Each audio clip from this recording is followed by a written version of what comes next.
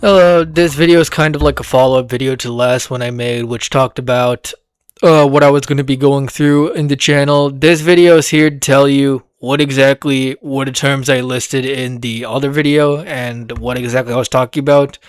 For example, I was mentioning linguistics, philology, etc. So, yeah, linguistics, as one can simply put it, is simply just, language science, languageology.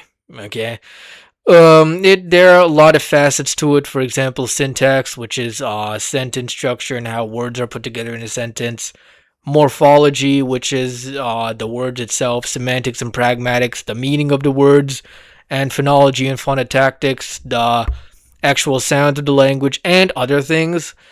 And philology is a kind of historical linguistics where you're using language to like look into the past. You're studying language by means of historical texts and other historical things. Philology is often confused with historical linguistics.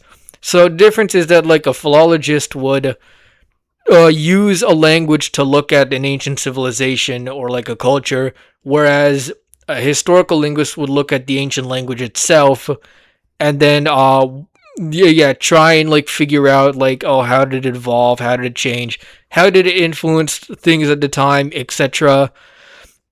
And ancient languages, that I also mentioned, is kind of a vague term because there are a lot of modern languages today that are technically ancient, as in they span like millennia.